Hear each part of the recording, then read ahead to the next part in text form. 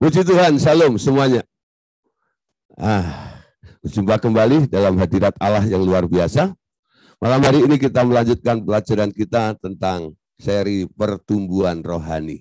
Bapak Ibu Saudara, 3 hari kita sudah membahas. Yang pertama, hari pertama kita membahas tentang masalah makan, ya.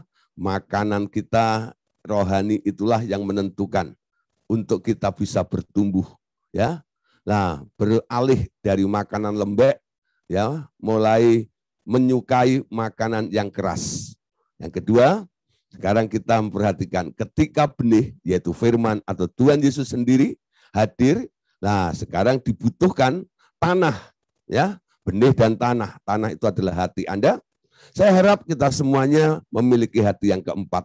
Hati yang dipersiapkan, hati yang sudah digarap, sehingga firman itu, benih itu ketika masuk ke dalam hati Anda, ya, pastikan dia bisa bertumbuh secara maksimal. Kenapa? Karena Tuhan mau, ya. Dalam pertumbuhan ini kita harus menghasilkan buah. Pohon yang tidak berbuah nasibnya akan ditebang. Kapak sudah tersedia bagi pohon yang tidak menghasilkan buah. Amin. Nah, Bapak Saudara, jangan merasa hari ini Anda merasa nyaman atau aman, ya, karena ada dilindungi atau ada di dalam sebuah komunitas, ya, di mana mungkin Bapak Pendeta Anda, ya, Anda merasa diayomi ada di tempat itu. Tapi Tuhan ternyata mau kita bertumbuh, ya, mengalami pertumbuhan dan ada buah yang muncul dari diri kita. Ada 3 macam buah, bukan? Pertama, buah pertobatan. Yang kedua, buah jiwa-jiwa atau buah pelayanan. Dan yang ketiga adalah buah roh. Di dalam buah roh itu mengandung 9 cita rasa. Benihnya, potensinya sudah ada. Sekarang tinggal dikembangkan, tinggal dialirkan, dimanifestasikan, sehingga kasih sampai penguasaan diri itu boleh terjadi di dalam kehidupan kita. Dan Tuhan mau buahnya bukan sedikit, buahnya harus banyak. Makanya ada ayat mengatakan, tinggallah di dalam aku, di luar aku kamu tidak bisa berbuat apa-apa. Di dalam aku kamu akan berbuah. Ranting-ranting yang tidak berbuah akan dipotong dan dibuang. Tapi ranting-ranting yang berbuah akan dibersihkannya. Nah, kita adalah ranting yang berbuah. Dia mau buahnya banyak. Oleh sebab itu, mulai ada pembersihan. Ya. Dari apa? Dari hal-hal yang enggak produktif. Ini bukan bicara tentang dosa, bukan. Ya. Orang yang dibenarkan bukan bicara masalah salah, ya, tapi kita tahu mana yang lebih menunjang untuk kita lebih lagi untuk bisa menghasilkan buah yang lebih banyak lagi. Mungkin itu, ya, ranting atau carang yang tak berproduktif itu mungkin hobimu. Nanti Tuhan bilang, tinggalkan hobimu itu. Mungkin itu kesukaanmu, ya. Ada orang hobinya kuliner itu, ya, makan sana makan sini, bangun tidur mikirnya makan, ya, mau makan apa, lama-lama mikir siapa yang gua makan, ya, openg ciak kuping dan sebagainya. Nah, Tuhan mulai, jangan mikirin soal makan, mulai pikir, fokus, pikirkanlah perkara yang di atas, bukan yang di bumi, karena aku mau kamu produktif, ya, menghasilkan buah yang maksimal. Amin. Nah, Bapak Saudara, ini bukan kejam, ya, tapi memang progresnya seperti itu. Dan Anda harus siap, karena Dia mau Anda menghasilkan buah yang lebat. Dengan demikian, kamu adalah murid-muridku. Amin. Ciri seorang muridnya Tuhan Yesus adalah menghasilkan buah yang lebat. Amin. Nah, malam hari ini kita akan melanjutkan kelanjutan bertumbuhnya. Nah, saudara, tadi malam kita sudah singgung sedikit, ya, tentang biji sesawi itu. Matius 17 ayat 20. Sebab aku berkata kepadamu, Sesungguhnya sekiranya kamu mempunyai iman sebesar biji sesawi saja, kamu dapat berkata kepada gunung ini, pindah dari tempat ini ke sana. Maka gunung ini akan pindah dan takkan ada yang mustahil bagimu. Ya, Tuhan Yesus berkata, sesungguhnya, jadi dia sangat serius. Ya, sekiranya kamu mempunyai iman sebesar biji sesawi saja. Nah, Bapak Saudara, kalau ada kalimat yang diakhiri dengan kata saja, itu menunjukkan sebenarnya itu hal yang mungkin paling enteng, paling rendah, paling ringan. Sebenarnya itu ya. Jikalau kamu memiliki iman sebesar biji sesawi saja, nah, Tuhan memilih sebuah biji dari antara segala tanaman ini, ya, diambil contoh oleh Tuhan untuk supaya kita memperhatikan, yaitu tentang satu biji, namanya biji sesawi. Anda tahu, biji sesawi kalau orang pergi ke tur, ya, ke Holy Land seperti itu, mereka pulang kadang-kadang membawa biji sesawi, ya.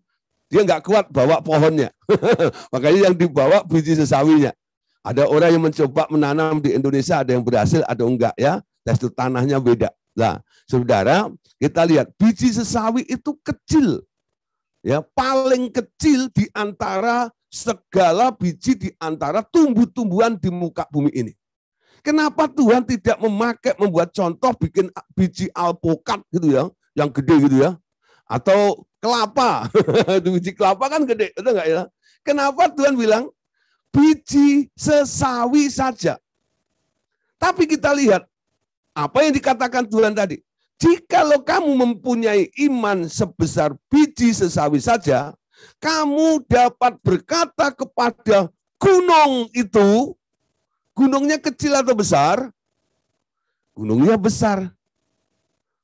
Ya. Untuk memindahkannya hanya dibutuhkan sesuatu yang diakhiri dengan kata saja tadi. Iman sebesar biji sesawi saja. Nah, ini sedikit membingungkan.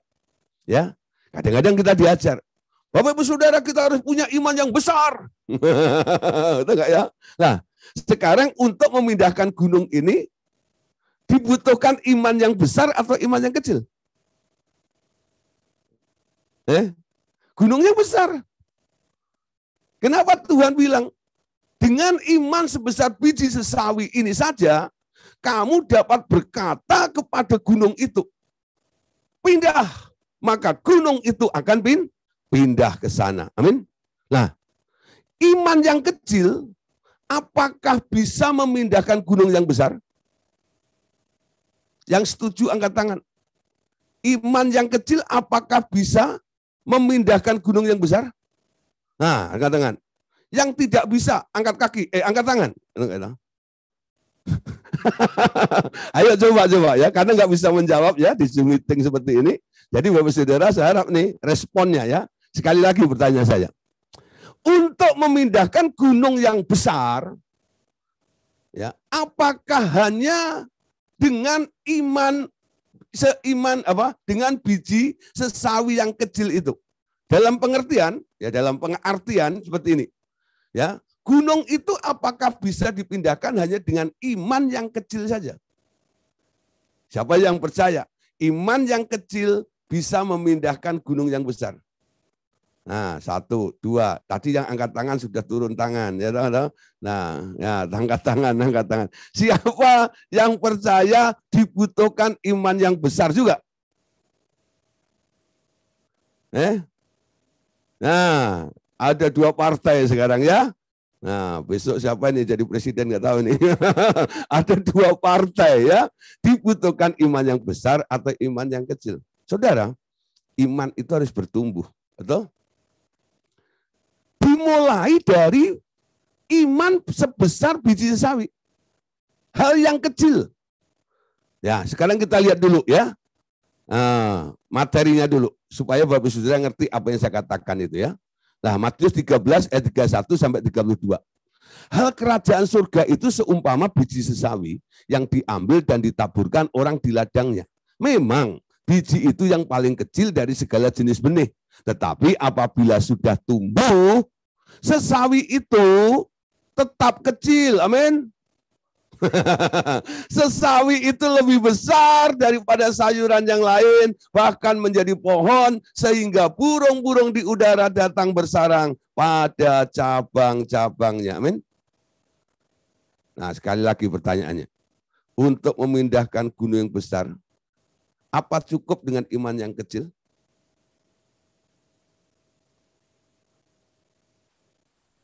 Nah, sekarang nangkep ya. Memang Tuhan bilang, dengan biji sesawi yang kecil itu, kamu bisa memindahkan gunung itu. Kamu berkata kepada gunung itu, pindah, maka gunung itu pindah. Tapi kita lihat, ya enggak? Biji sesawi itu harus tumbuh menjadi besar. Amin. Ketika menjadi besar, menjadi pohon sesawi.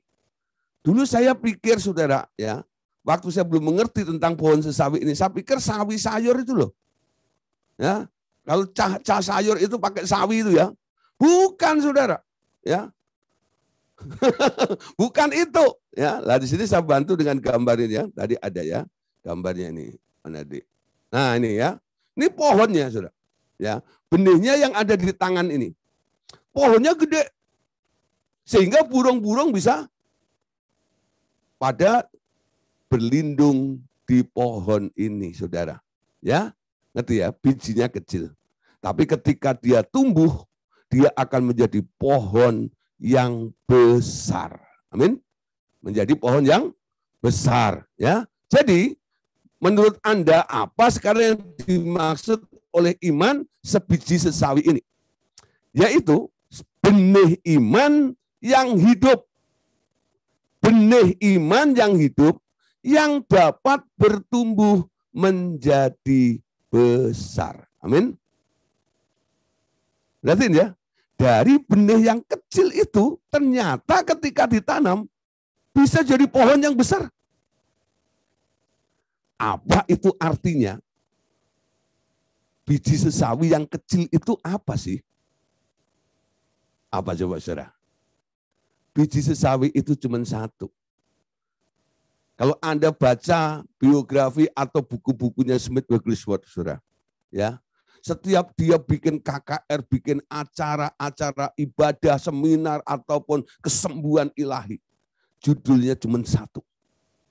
Only believe. Percaya saja. Cuma situ. Judulnya nggak aneh-aneh. From glory to glory.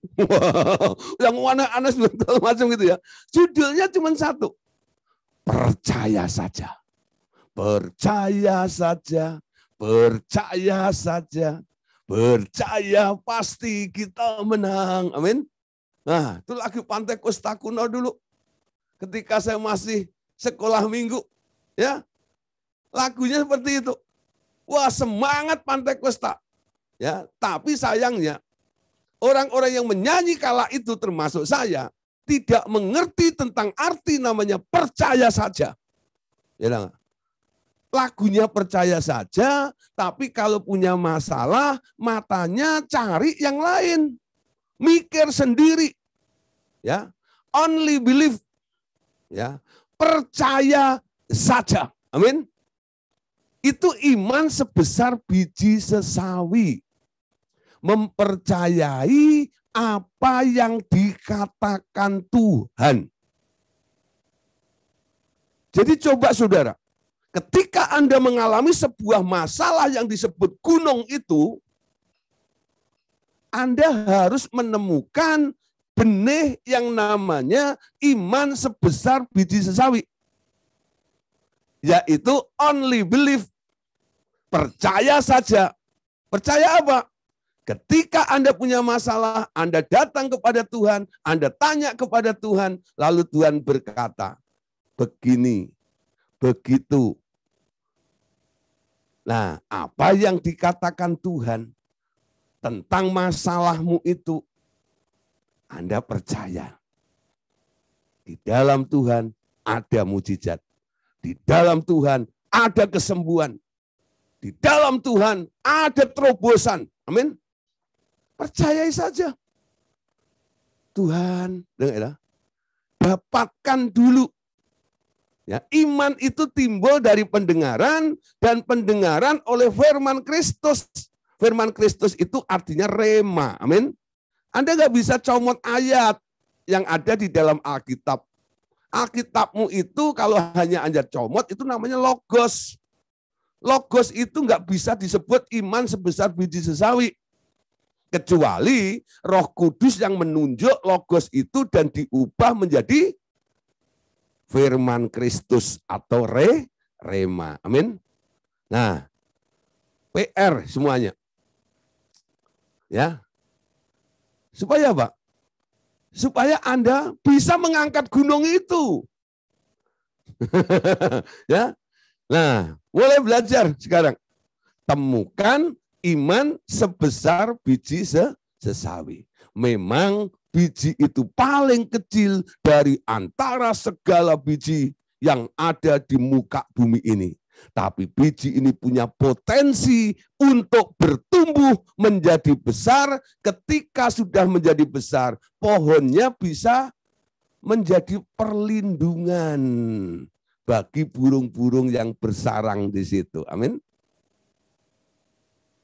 Iman itu baru bisa menjadi covering, perlindungan ketika menjadi pohon yang besar. Amin.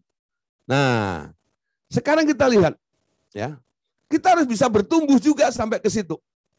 Benih yang ada di dalam dirimu, yang namanya Yesus ini, jangan Anda biarkan tetap menjadi benih di dalam dirimu. Anda mulai punya kerinduan. Yesus terlebih besar. Amin. Di dalamku, Yesus terlebih besar. Besarkan Yesus. Amin. Dulu Maria mengandung Yesus. Dia membesarkan Yesus sampai akhirnya Yesus bisa tampil di usia 30 tahun. Ya, baru ada Roh Kudus bilang, Allah Bapa bilang, inilah anakku. Di bawah pengasuhan Maria itu Yesus sampai 30 tahun. Yesusnya semakin besar. Amin. Semakin besar. Sekarang Anda yang sudah mengandung Yesus di dalam dirimu, apakah Yesusnya tetap bayi terus? Setiap Natal lagunya, anak kecil, anak kudus, ya, dibungkus lampen gitu ya. Ceritanya begitu terus. Setiap tahun Anda harus melihat pertumbuhan Yesus yang ada di dalam dirimu. Amin. Nah, paling enggak setiap tahun kalau Natal gitu, Anda sapa Yesus, happy birthday. Ya, Yesus, usiamu tambah 1 tahun, tambah besar, tambah besar di dalamku. Bagaimana cara membesarkan Yesus? Tiru Yohanes Pembaptis. Biar dia semakin bertambah, aku semakin berkurang. Amin. Kurangi semua keinginanmu, ya. Kurangi semua caramu. Lalu pakai keinginan Tuhan, pakai caranya Tuhan. Aktifkan dia di dalam hidupmu. Ketika Anda mulai mengaktifkan dia dalam hidup Anda, saya percaya Yesus dikembangkan. Amin. Dia menjadi besar. Benih itu punya potensi. Ya. Benih itu punya potensi. Nah, nanti benih Yesus yang ada di dalam diri Anda ini membuat Anda, ya, karena Anda adalah rumahnya Allah, nanti juga dia akan memugar Anda. Anda akan dijadikan, dinaikkan, bahkan nanti Anda akan mengalami perkembangan juga seiring dengan pertumbuhan Yesus yang ada di dalam diri Anda semuanya. Amin. Nah, saudara, sekarang kita lihat. Dalam rangka pembangunan tubuh Kristus, ya, kita perhatikan di sini, ternyata Tuhan menyediakan ada 5 jawatan yang harus muncul di dalam gereja Tuhan. Dan ini menjadi dasar dari gereja Tuhan. Efesus 4 ayat 11 sampai 15. Dialah yang memberikan baik rasul-rasul maupun nabi-nabi, baik pemberita-pemberita Injil maupun gembala-gembala dan pengajar-pengajar, ya, untuk memperlengkapi orang kudus dan bagi pekerjaan pelayanan, bagi pembangunan tubuh Kristus. Sampai kita semua telah mencapai kesatuan iman dan pengetahuan yang benar tentang anak Allah, kedewasaan penuh dan tingkat pertumbuhan yang sesuai dengan kepenuhan Kristus. Sehingga kita bukan lagi anak-anak yang diombang-ambingkan oleh berbagai angin pengajaran, oleh permainan palsu manusia dalam kelicikan mereka yang menyesatkan. Sebaliknya, dengan teguh berpegang kepada kebenaran di dalam kasih, kita bertumbuh di dalam segala hal ke arah Dia, Kristus yang adalah kepala. Nah, Bapak Ibu Saudara, perhatikan, untuk memperlengkapi orang-orang kudus bagi pekerjaan pelayanan, bagi pembangunan tubuh Kristus, Allah memberikan kepada jemaatnya ada 5 hal, ya, yaitu ada rasul, ada nabi, ada pemberita Injil, ada gembala, dan ada pengajar, ya, ada rasul, nabi, pemberita Injil, gembala, dan pengajar. Bapak Saudara, semua yang bertumbuh nanti boleh menempati posisi daripada 5 jawatan ini. Ya, enggak semua orang jadi gembala. Enggak semua orang jadi nabi. Enggak semua orang jadi penginjil. Enggak semua orang jadi rasul.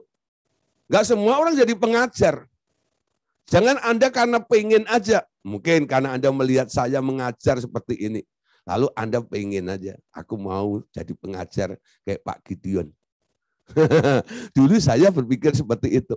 Saya lihat ada orang, ya, mereka sekolah Alkitab, lalu keluar, lalu mulai membangun, merintis jemaat, lalu punya gereja besar, jemaatnya banyak. Wow, jadi pendeta yang sukses, gembala yang sukses gitu.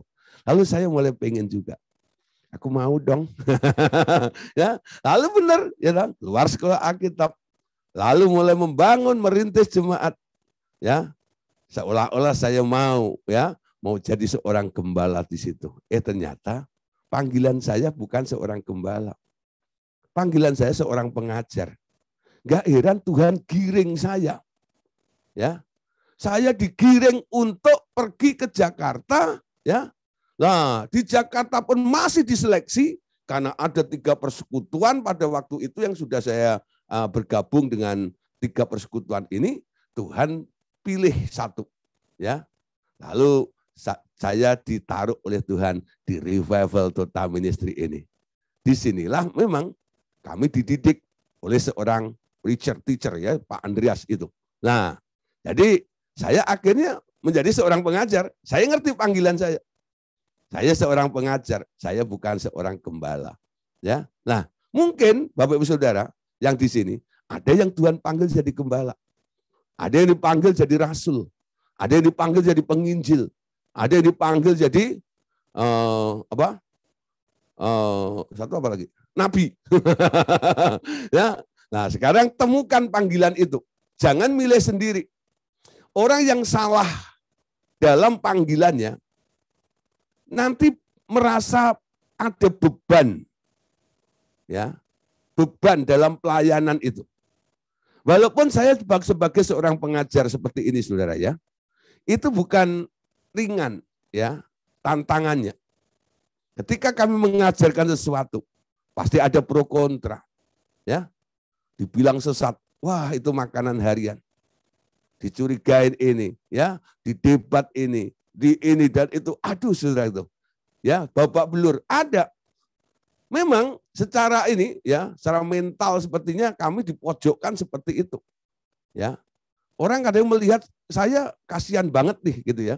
Lalu tapi saya merasa enjoy itu dalam penderitaan yang seperti ini, dalam melayani Tuhan sebagai seorang pengajar, saya tidak merasa jadi beban, walaupun banyak tantangannya, ya. Benar saudara, ya enggak? Jadi kadang-kadang tuh aneh-aneh juga ya. Ada orang gitu ya, kalau butuh sesuatu gitu, dia telepon saya, kadang gitu. Temen nih, sama bantuan gitu ya. Nah, nanti ya udah pas ada berkat, ya saya bantu mereka. Ya, kadang-kadang saya dengan beberapa tim, ya ada murid-murid juga yang memang sudah komitmen. Kadang-kadang mereka bilang, Pak, kalau ada yang ini silahkan hubungi. Saya hubungin gitu. Mereka dibantu juga. Saudara, mau terima sudah bantuan kami. Tapi ketika kami ngomong tentang pengajaran, saudara, itu langsung dibilang, apa itu? Sesat.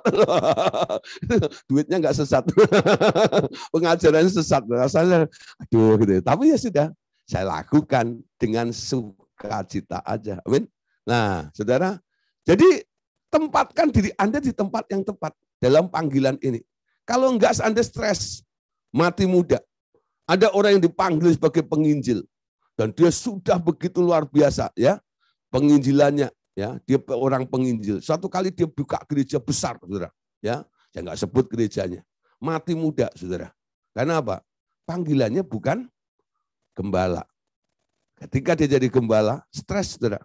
Jadi gembala itu nggak enteng loh, ya. Memikul tanggung jawab, ya. Kalau Anda bukan gembala, Anda nggak kuat. Ya, jangan hanya mikir dapat persepuluhannya aja. Tapi tanggung jawab seorang gembala yang benar ya, itu sangat berat sekali. Ya, nah Bapak Saudara, temukan 5 jawatan ini kira-kira Bapak Ibu Saudara ada di tempat mana? Ya, ayo mulai belajar ya, menemukan panggilannya. Amin. Bertumbuh menemukan panggilan dalam jawatan kita untuk pembangunan tubuh Kristus. Berikutnya, ya. Kita mau, ya atau Allah mau, ada pertumbuhan iman di dalam hidup kita tadi.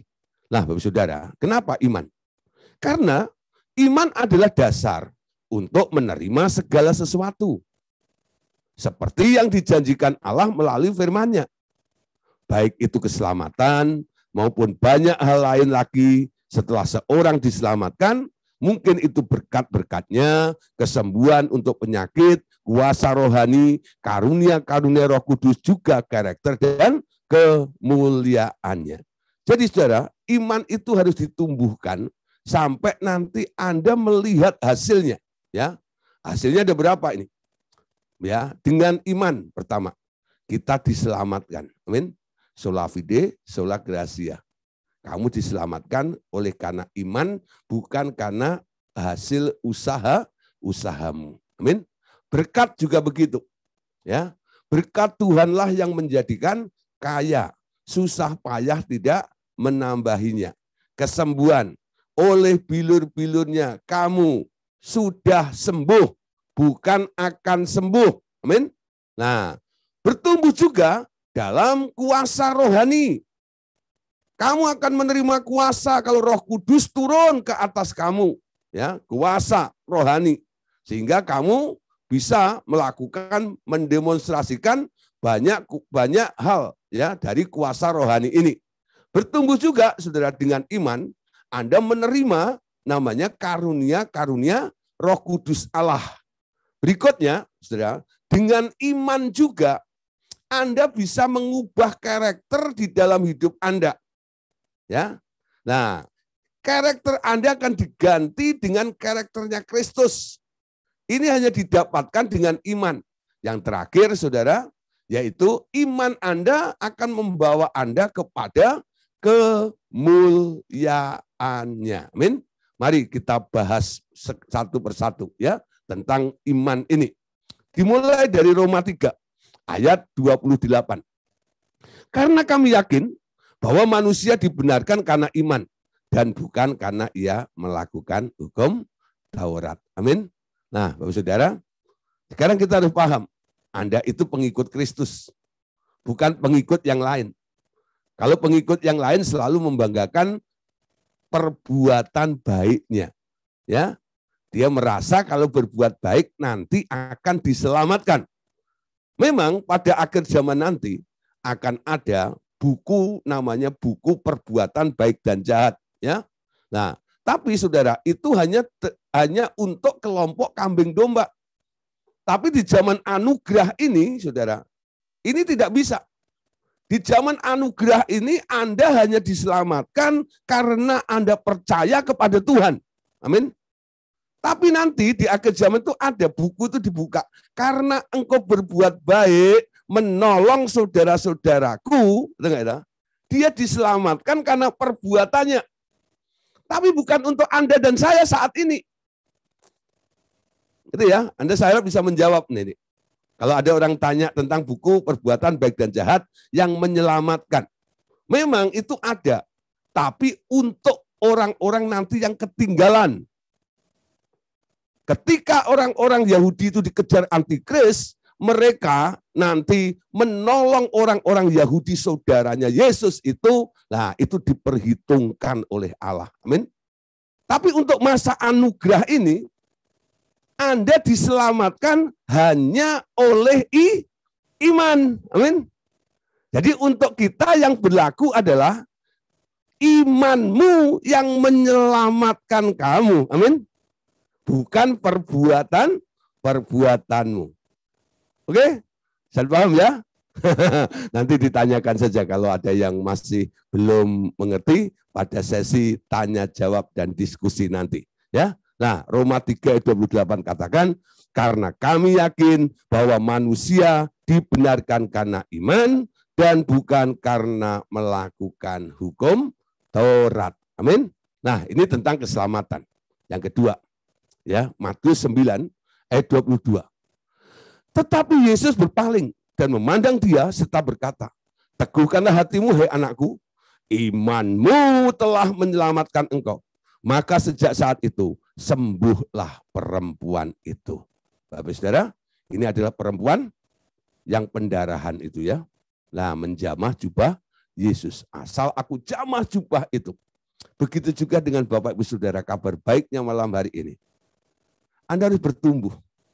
Kalau selama ini Anda selalu sembuh karena obat.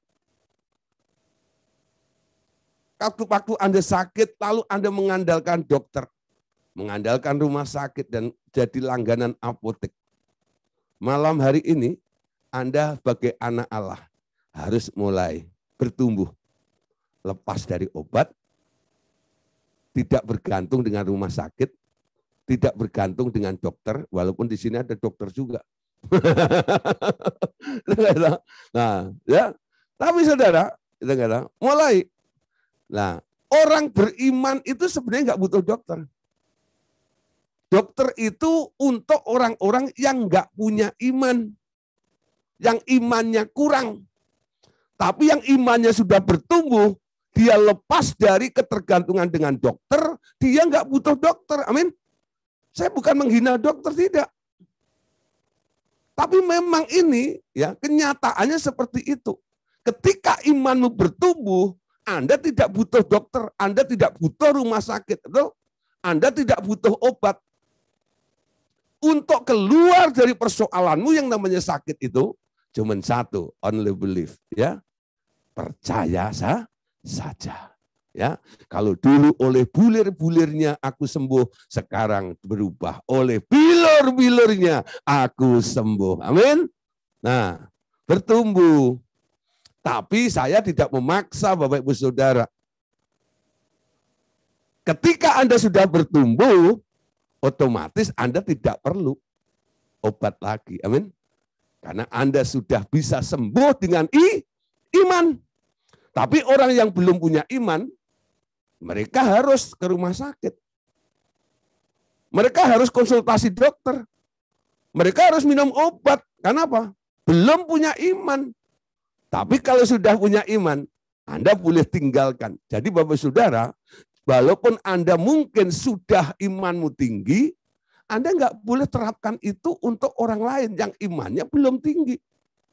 Dia keseret-seret, tersiksa, nggak kuat, bisa mati nantinya. Ya. Nah, jadi ekstremnya jangan keterlaluan. Mulai paham ya?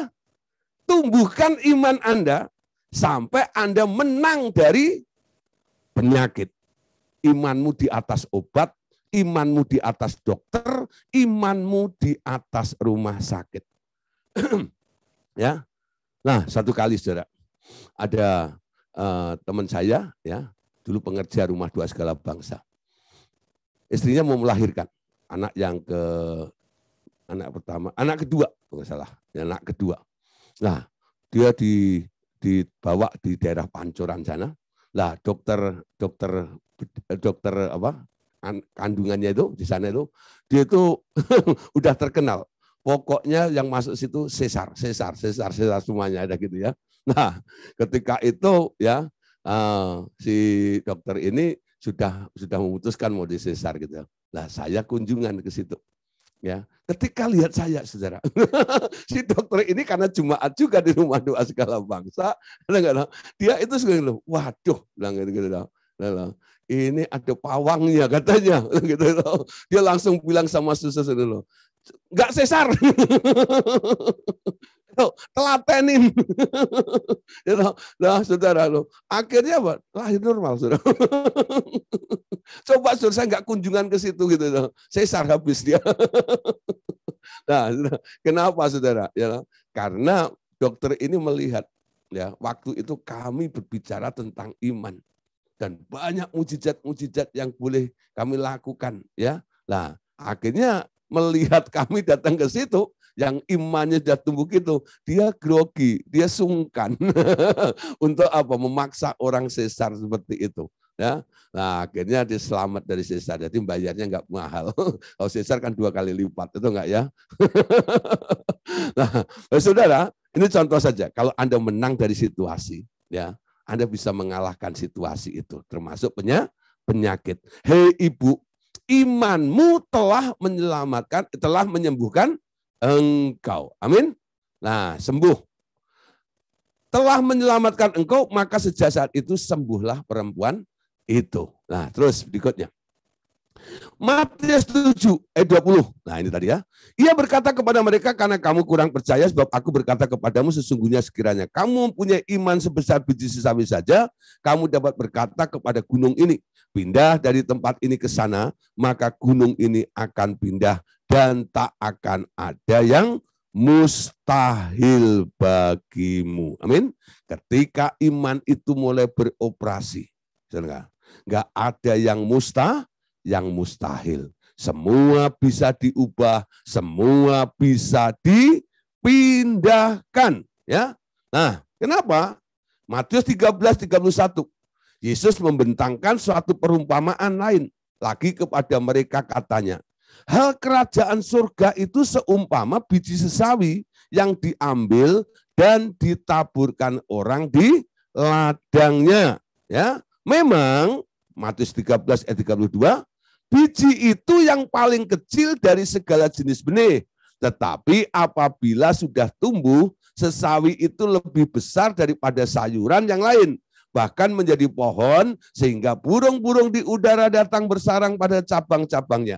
Jadi, baik iman maupun kerajaan Allah digambarkan oleh Tuhan Yesus dengan biji sesawi yang amat kecil, tetapi mempunyai kehidupan di dalamnya dan mempunyai kemampuan atau potensi untuk bertumbuh hingga menjadi besar. Amin. Nah, jadi pastikan saudara, ini kalau nggak ditanam, ya, nggak diolah, nggak diperhatikan, nggak dirawat, ya nggak tumbuh. Ya, imanmu harus dirawat, harus di-push supaya naik terus. Ya, nah, sekarang saudara, ya, tentang kuasa sudah. Ya, berikutnya kita harus tumbuh juga dengan karakter Kristus. Ya, dengan karakter Kristus. Kenapa? Karena orang duniawi ternyata memiliki karakter duniawi yang secara umum, ya, karakter duniawi itu senantiasa bersifat egosentris, yakni senantiasa mementingkan diri sendiri. Amin. Tapi orang Kristen yang sudah dilahirkan baru, sekarang dia mulai, ya, memiliki sifat-sifat baru yang bersifat sentris. Amin. Nah, mulai berubah. Karakter itu nggak bisa dibentuk-bentuk, saudara. Karakter itu harus diganti. Karakter manusianya harus ditanggalkan, harus dibuang, lalu diganti dengan karakter yang baru, yaitu karakter Kristus. Amin. Nah, ada orang-orang yang melakukan ya di dalam kelompok mereka ya setiap untuk mengubah karakter seseorang dilakukan karakter building ya, pembentukan karakter. Dibentuk-bentuk. Memang ada hasilnya. Ya, tambal sana, tambal sini, tapi enggak maksimal. Macam-macam saudara ya. Sekarang ada kegiatan-kegiatan ya. Contoh nih, nanti ada retret namanya pria sejati ya. Ada retret namanya wanita bijak gitu ya. Itu sebenarnya termasuk salah satu upaya untuk mengubah karakter seseorang. Ya. Nanti pria sejati itu setelah diajar ini, ajar itu, terakhir ya nanti disuruh pengakuan, suruh mengakui ya. Mumpung nggak ada you know, yang tahu, you know, yang lihat, you know, isinya nggak ada, aneh nggak ada, ngomong aja. You know. Nah, ketika dia mampu ngomong begitu, lah itu merasa blong di situ. Ya, nah bisa terjadi, akhirnya dia bisa berubah, tapi nggak permanen. Yang saya perhatikan orang-orang yang habis ikut acara ini dan acara itu, semacam itu, paling banter 3-4 tahun, ya, dia mengalami perubahan. Nanti tahun kelima balik lagi. Udah enggak ya? Nah, kecuali tiap tahun dia ikut. Nah, kalau dia tiap tahun ikut, gitu ya, lah nanti ya bisa agak panjang. Tapi kalau ikut sekali tok, gitu ya, nah nggak ada yang mengingatkan, memfollow up lagi dan sebagainya itu paling banter 4 atau 5 tahun, dia akan balik lagi kepada karakternya yang lama. Ya. Kenapa, saudara? Karena dia masih tetap tinggal di tempat yang sama, dengan habitat yang sama juga. Bayangkan seperti kerbau saja ya. Kerbau itu kan sukanya masuk ke kubangan, betul nggak? Anda mandiin, diajak retret ini, dimandiin di sana. Ya. Mandi, pulang bersih ya, enteng dan dulu. Terjun lagi di dunia sekuler ya, di dalam lingkungannya seperti itu. Apa yang dilihat? Cenderung lagi masuk ke kubangan itu, betul nggak? Kenapa? Ya dasar kebo, betul nggak? Karakternya seperti itu, tabiatnya seperti itu. Pengennya masuk ke dalam kubangan, amin. Nah, kita harus dipindahkan, pindah kesadaran, diubah menjadi serupa dengan Kristus. Ya. Menjadi seperti itu. Nah, Bapak Ibu, ya. Nah, kalau sudah jadi fasilitator ya puji Tuhan. Nah, ada yang komen, saya tiap tahun ikut jadi fasilitator. Kalau saya tanya, apakah Anda benar-benar sudah diubah karakternya seperti Kristus? Nah, dalam kesaksian sharing kan masih bilang, Pak kadang-kadang masih marah, masih gini. Nah, padahal udah jadi fasilitator. Tiap tahun ikut, lah kok nggak berubah? Ya, jadi karakter itu nggak bisa dibentuk-bentuk. Karakter lamamu harus ditanggalkan, dibuang. Sekarang diganti dengan karakternya Kristus. Amin. Nah, saudara, buah-buah roh itu harus mulai bermanifestasi di dalam kehidupan Anda. Seperti apa yang kita tulis kemarin ya, di dalam Galatia pasal 5 ayat 22. Tetapi buah roh ialah kasih, sukacita, damai sejahtera, kesabaran, kemurahan, kebaikan, kesetiaan, kelemah lembutan, penguasaan diri. Tidak ada hukum yang menentang hal itu. Amin. Nah ini saudara, Tuhan berikan dulu kepada kita sebagai buah yang ketiga.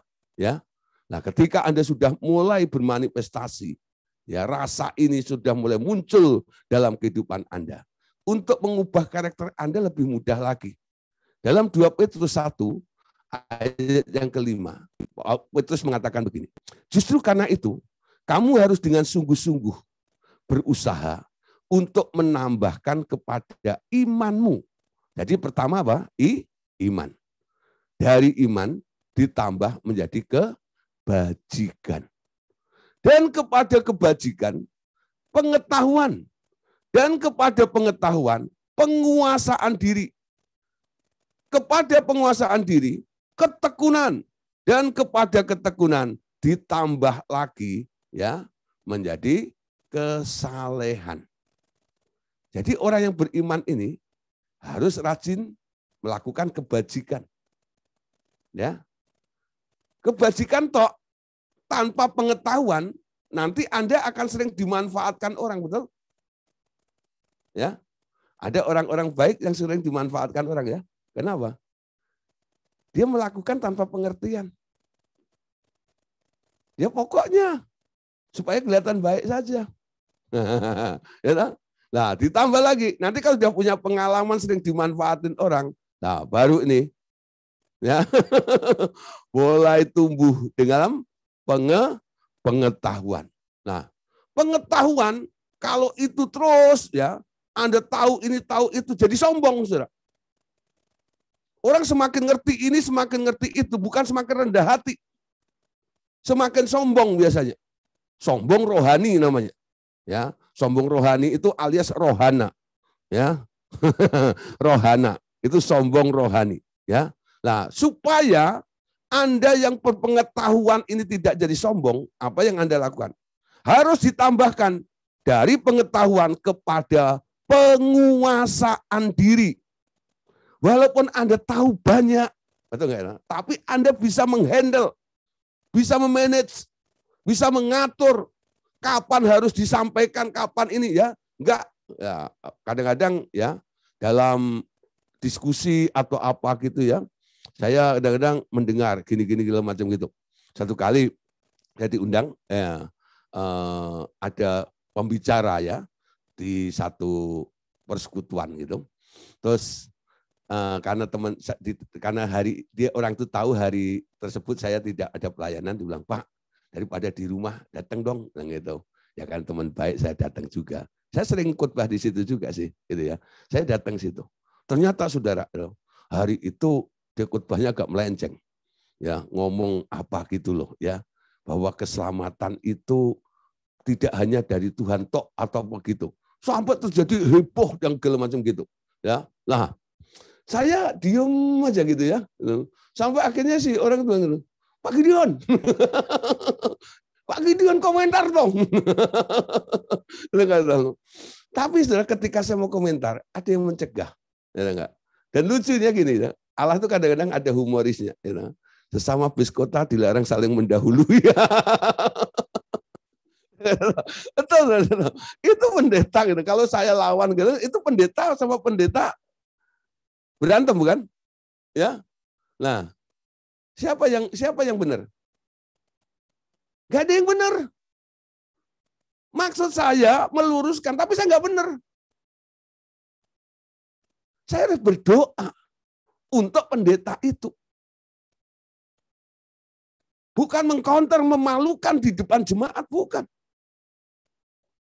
Untung Roh Kudus memberitahu pada saya. Dan ini penting. Walaupun kamu tahu, kamu harus menambah dari pengetahuan itu kepada penguasaan diri. Amin. Ngerti ya maksud saya ya? Saya bisa berdebat dengan pendeta itu untuk memuaskan jemaat di situ. Bisa. Ya. Ada yang menyuruh, bukan keinginan saya. Karena saya dipandang ngerti. Betul enggak? Saya punya pengetahuannya. Tapi saya punya penguasaan dirinya. Roh Kudus mengingatkan tadi. Sesama biskota dilarang saling mendahului. Ya sudah. Saya cuma diam aja gitu. Selesai acara itu, lah udah. Untuk pendeta langsung pulang. Karena terjadi ribut gitu dia nggak enak. Lah saya masih tinggal di situ. Itu didatengin. Pak Gideon, kenapa tadi tidak gini? Kenapa gini? Saya cuma diam aja, senyum aja. lagi sakit gigi Pak. Oh tidak, saya bilang gitu. Nah, satu kali saya khotbah di situ. Saya cerita kasus kemarin ini. Kenapa saya tidak berdebat dengan dia? Saya punya penguasaan diri. Saya kembali pada diri saya. Kalau saya diperlakukan seperti itu, dipermalukan seperti itu enggak enak. Nah, bagaimana rasanya? Kembali seperti itu. Dalam anggota tubuh Kristus, kita harus punya perasaan juga di situ. Betul enggak ya? Penguasaan diri. Amin. Nah, walaupun saya sering saudara ya ditunjuk-tunjuk sama orang yang nanya itu dalam seminar kadang-kadang yang saya adakan gitu. Betul-betul loh, brutal kalau nanyanya itu. Ya, saya bisa gebrak meja. Enggak istilahnya gitu ya. Kenapa? Nah, kadang-kadang tapi ya udah saya tahan gitu ya. Nah, gitu. Ya sudah macam gitu. Ya. Nah, terus ada yang bilang, "Pak, kenapa Bapak ladenin?" bilang begitu. Ya, tinggal aja, Pak. Aduh, sudah macam-macam ya. Tapi ya sudahlah, gitu. Penguasaan diri. Dari pengetahuan kepada penguasaan diri. Terus ditambah dari penguasaan diri kepada ketekunan. Tekun. Tekun itu bukan di daerah yang enak. Tekun itu di daerah yang enggak enak. Amin. Ketika doamu enggak dijawab, masalahmu tidak terselesaikan, apakah engkau masih tetap percaya? Ayo. Tekun. Amin. Belajar tekun. Dari ketekunan kepada kesalehan.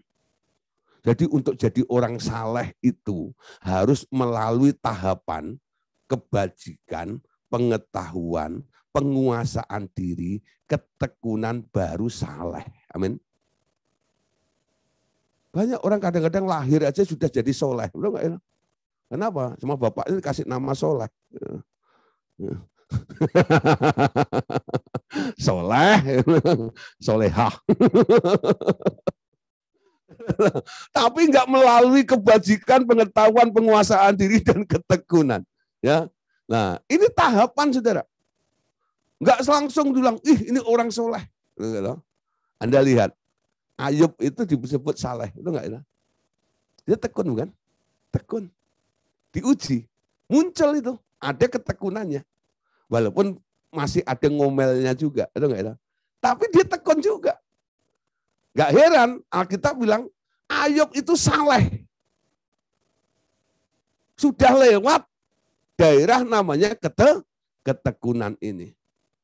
Nah, yang belum tekun belum bisa jadi saleh, amin.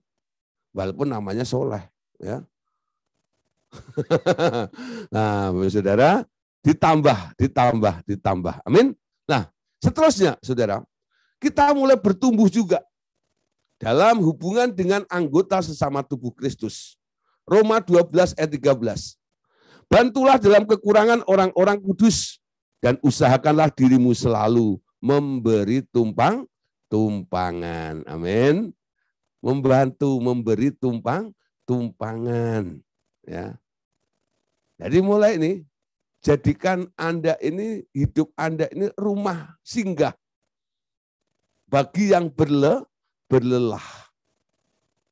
Ya. Buru-buru jadi rumah singgah bagi yang berlelah. Pulang dari gereja aja ya. Tadi di gerejanya, ku tak pandang dari gereja mana. Ya, kau saudaraku, kau saudariku. Lagunya begitu ya.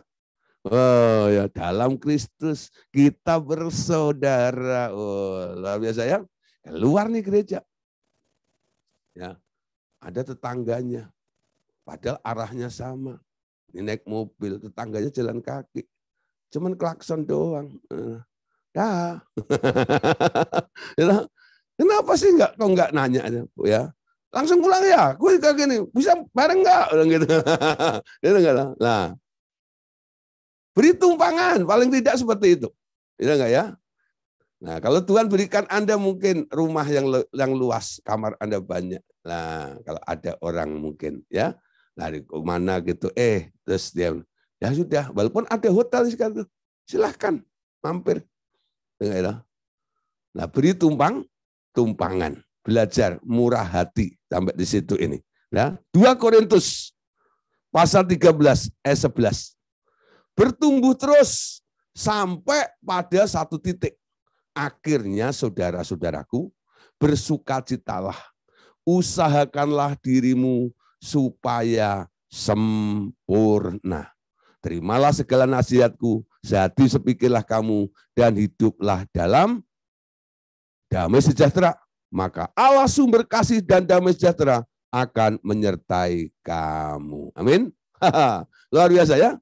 Jadi sekarang pertumbuhan Anda sampai pada titik namanya sempurna. Amin. Hendaklah kamu sempurna seperti Bapakmu di surga adalah sempurna. Kalau Anda sudah sempurna, Anda sudah sama seperti Yesus. Amin.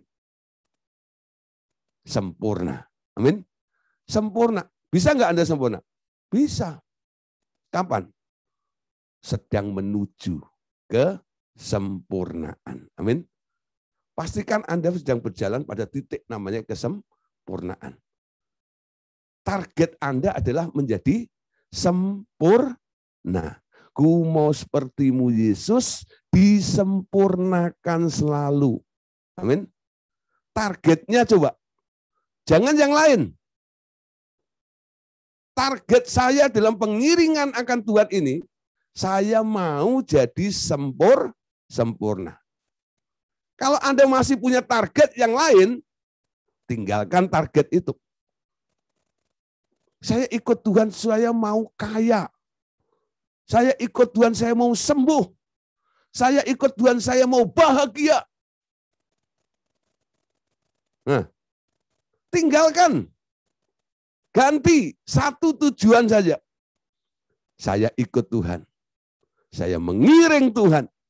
Saya mau sempurna seperti Bapa di surga adalah sempurna. Amin. Bisa enggak? Ubah tujuannya. Kalau tujuan Anda sudah Anda ubah. Nah, Anda pakai GPS gitu ya. Lalu Anda klik titik 7 itu. Nanti diarahkan terus. Kiri, kanan, lurus, jangan berhenti. Di depan ada macet. Itu ya. Nah, itu GPS akan akan menuntun Anda sampai kepada garis tujuan itu. GPS Anda siapa? Roh Kudus. Amin. Roh Kudus itu GPS Anda. Ya, Roh Kudus itu GPS Anda. Dia menuntun ke dalam seluruh kebenaran sampai Anda mencapai namanya kesempurnaan. Amin. Kalau belum sempurna, jangan berhenti bertumbuh. Amin. Nah, sekarang berikutnya, ya, apa yang harus dilakukan lagi dalam pertumbuhan ini? Saudara, kita harus membangkitkan karunia roh. 2 Timotius 1:6. Paulus berpesan kepada Timotius muridnya, karena itulah kuperingatkan engkau untuk mengubarkan karunia Allah yang ada padamu oleh penumpangan tanganku atasku. Sebab Allah memberikan kepada kita bukan roh ketakutan, melainkan roh yang membangkitkan kekuatan, kasih, dan ketertiban. Ya. Jadi Paulus mengatakan kobarkan. Ya, kobarkan itu apa? Ketika Anda sudah mendapatkan, terima karunia roh itu. Kobarkan. Ya, dikobarkan. Diperbesar kapasitasnya, itu namanya dikobarkan. Amin. Nah, ketika Anda menyulut sumbu itu ya, nah, nyala gitu. Bagaimana supaya nyalanya semakin besar? Dikobarkan namanya. Supaya terangnya semakin besar juga kapasitasnya. kobarkan karunia-karunia itu. Jadi kalau Anda sudah mulai mengetahui dalam diri Anda mungkin, Anda mendapatkan karunia mujizat. Ya, biasanya Anda doain orang itu ngalami mujizat. Kobarkan. Nah, jangan talenta itu dipendem. Mulai terjun dalam ministry atau pelayanan. Kalau Anda punya karunia nubuat, mulai kembangkan juga. Belajar bernubuat. Kenapa orang tidak bisa mengembangkan atau mengobarkan karunia-karunia itu? Dia takut menggunakannya karena takut salah. Memang waktu pemula kita melakukannya kadang-kadang kan bingung. Nanti kalau enggak benar gimana ya? Coba lakukan saja. Sekali Anda bisa berhasil melakukannya, dan nanti orang lain mulai mengakui Anda jadi laris. Ya, banyak sekali orang yang minta untuk dilayani. Kenapa? Di dalam diri Anda ada karunia-karunia itu. Memang banyak karunia, saudara. Ya, karunia berbahasa roh, karunia menyembuhkan, karunia mujizat. Dalam 1 Korintus pasal 14 ayat 39. Paulus berkata begini, karena itu saudara-saudaraku, usahakanlah dirimu untuk memperoleh karunia, untuk bernubuat. Jangan melarang orang berkata-kata dengan bahasa roh. Jadi terjadi suatu masalah. Saat itu ada orang yang mulai melarang orang berbahasa roh. Ya memang seperti kasus yang ada ditanyakan kemarin. Pak, ya saya disuruh berhenti kalau di persekutuan kalau saya lagi bahasa roh. Itu kan? Nah, dilarang saya berbahasa roh. Nah, soal larang melarang ya itu sikonnya aja ya. Nah, kalau memang situasinya tak memungkinkan Anda harus berbahasa roh. Karena orang-orang yang di situ masih orang-orang yang belum percaya kepada Tuhan. Anda nggak perlu bahasa roh. Ya. Kenapa? Anda dikira orang gila nanti. Tapi Paulus berkata, usahakanlah kamu untuk memperoleh karunia bernubuat. Tapi jangan melarang orang berbahasa roh. Jangan melarang. Tapi usahakan dirimu untuk memperoleh karunia bernubuat. Kenapa? Karunia bernubuat itu harus dikejar. Diusahakan supaya didapat. Karena nubuatan itu membangun orang. Bahasa roh itu membangun diri sendiri. Anda berbahasa roh untuk dirimu, ya lah. Tapi kalau bernubuat untuk lingkunganmu, untuk orang lain, untuk anggota tubuh Kristus yang lainnya itu. Amin. Nah, jadi sekarang kita harus mengejar namanya karunia bernubuat itu.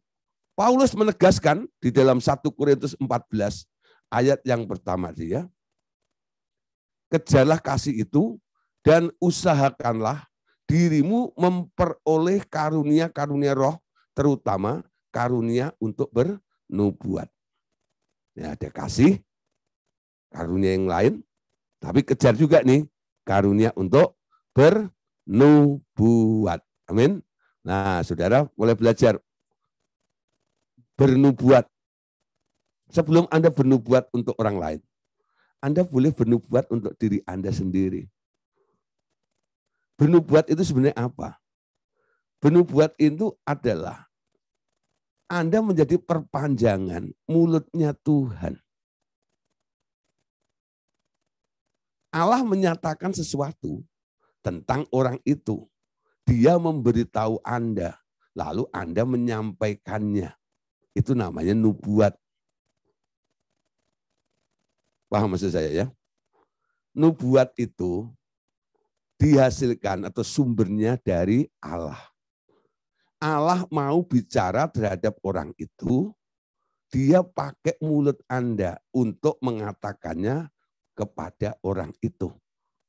Itu disebut Anda bernubuat. Tapi kalau Anda mikir tentang orang itu, Anda merasakan sesuatu tentang orang itu namanya kubuat.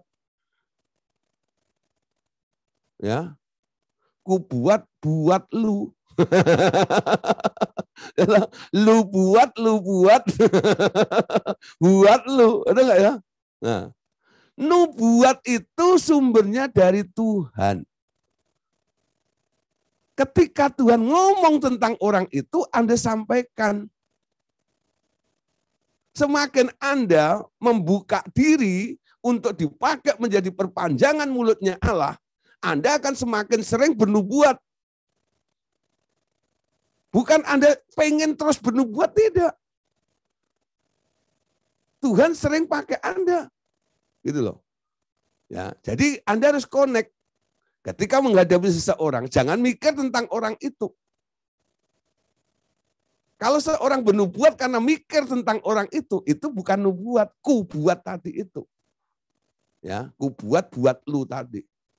Nah, kalau toh ada kebenarannya, karena Anda mungkin main perasaan, atau dapat bocorannya, atau mungkin perkiraan Anda saja. Ya? Tapi saudara, ya, itu semua mungkin hanya kebetulan. Tapi apa yang Tuhan katakan itu bukan kebetulan. Tapi itu adalah sebuah kebenaran. Amin.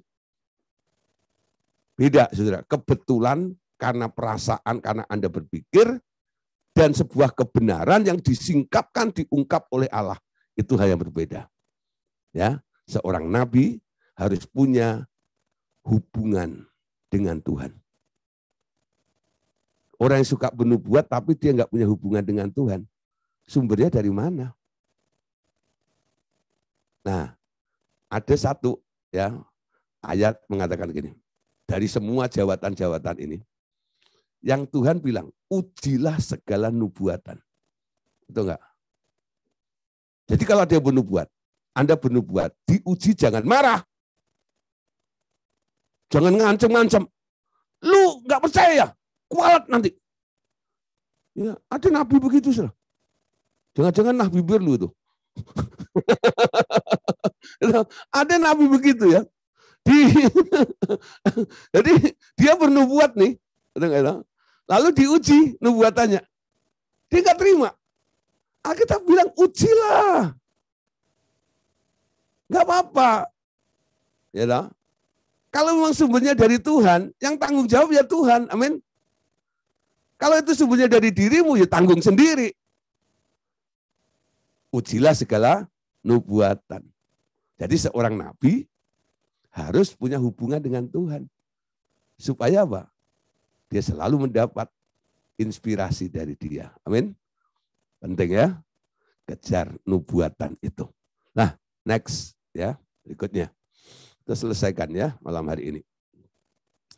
Berikutnya, saudara. Kemuliaan yang bertambah besar. Nah, manusia yang semula ternyata diciptakan menurut gambar rupa Allah. Memiliki kemuliaan Allah yang menyelubungi mereka, sehingga walaupun mereka telanjang, tetapi mereka tidak merasa malu. Ya, jadi manusia pertama itu kemuliaannya di luar, saudara. Seperti pakaian. Ya, walaupun dia telanjang, dia nggak malu. Sebenarnya begini, saudara. Ya, kemuliaan itu semuanya ada di dalam pikiran seseorang sih. Orang yang berpikiran mulia, melihat apapun juga nggak ngeres, nggak kotor. Ya, coba saudara Anda lihat ya. Anda lihat bayi, telanjang. Anda mikir apa? Coba? Mikir lucu aja itu ya. Betul nggak? Mikir lucu. Nah, tapi kalau Anda lihat orang dewasa telanjang, Anda mikir apa? Beda kan? Nah, ini gambarannya. Ketika Anda melihat bayi, pikiranmu mulia. Sehingga ketelanjangan ini hanya anggap Anda sebagai lucu saja, betul nggak ya? Ketika Anda melihat orang dewasa telanjang, Anda beda lagi berpikirnya. Pikiranmu udah nggak mulia lagi. Ya, paham maksud saya? Dulu Adam itu sama Hawa telanjang, kenapa nggak malu? Karena dia nggak punya pikiran jelek, nggak punya pikiran kotor, pikirannya mulia, amin. Indah saja. Indah saja seperti itu ya. Nah, kapan ketika manusia ini mulai ngerti hal gitu, mikir yang buruk. Nah, ketika mengembangkan ilmu pengetahuan itu, ya. Lanjut dulu. Ya, terus tetapi karena pelanggaran Adam dan Hawa dengan memakan buah pengetahuan baik dan jahat, mereka kehilangan kemuliaan Allah itu dan mereka merasa malu karena mereka telanjang. Jadi setelah jatuh dalam dosa, kehilangan kemuliaannya, baru punya rasa malu. Ya, Anda bisa baca itu Kejadian 3, 10 sampai 11. Tapi Yesus Kristus tidak hanya menebus dosa manusia, tetapi ia juga memulihkan kemuliaan Allah bagi yang percaya. Lihat ayat-ayatnya. Roma 3 ayat 23. Karena semua orang telah berbuat dosa dan telah kehilangan kemuliaan Allah. Akibat orang berbuat dosa, mereka sekarang kehilangan kemuliaan Allah.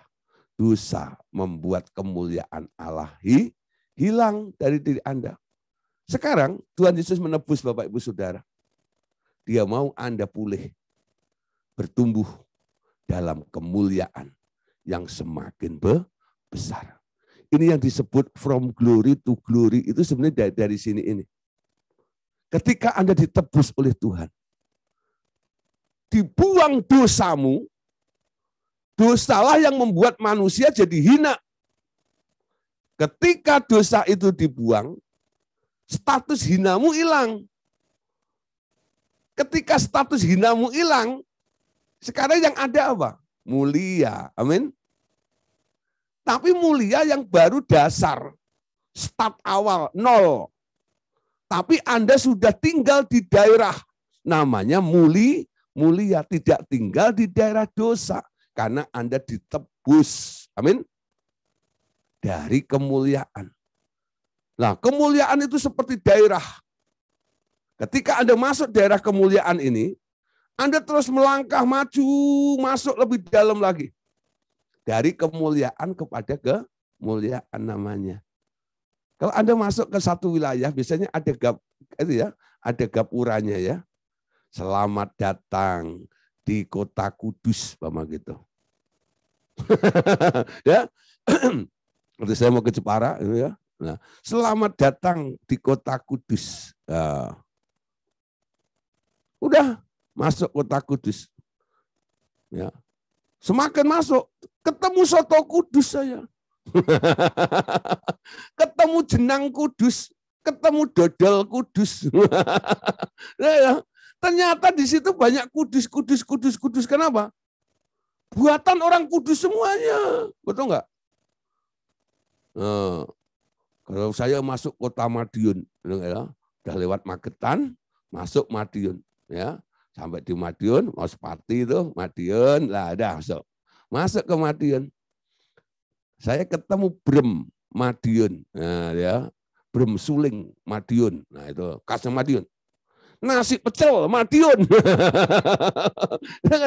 Semakin masuk Anda menemukan, kan? Ngerti maksud saya? Kenapa saya ambil contoh seperti ini? Supaya Anda ngerti artinya dari kemuliaan kepada kemuliaan itu begitu.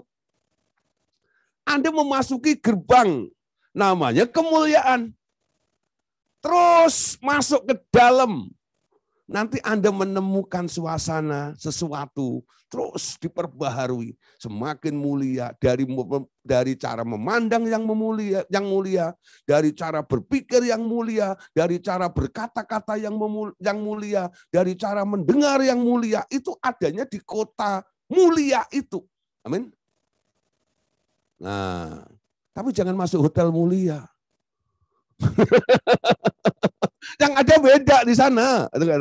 Nah, Samudra Suki yang ada di sana.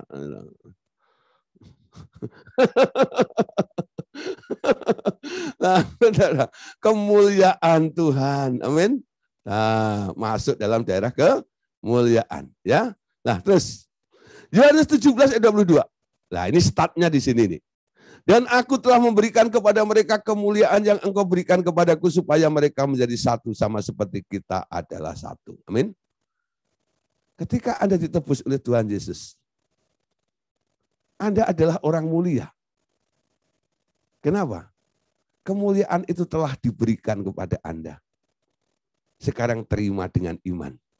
Terima kasih Tuhan, engkau buang dosaku, aku tidak hina lagi. Sekarang aku terima status yang baru. Aku orang mulia. Amin. Siapa di sini orang mulia?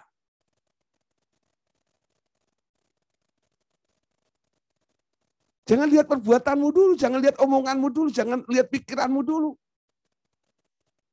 Ya. Tapi lihat penebusan Tuhan dulu.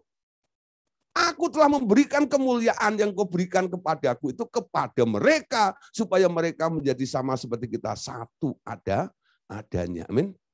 Sekarang terima idenya Yesus ini, ambil kemuliaan itu menjadi bagian di dalam hidup Anda. Amin.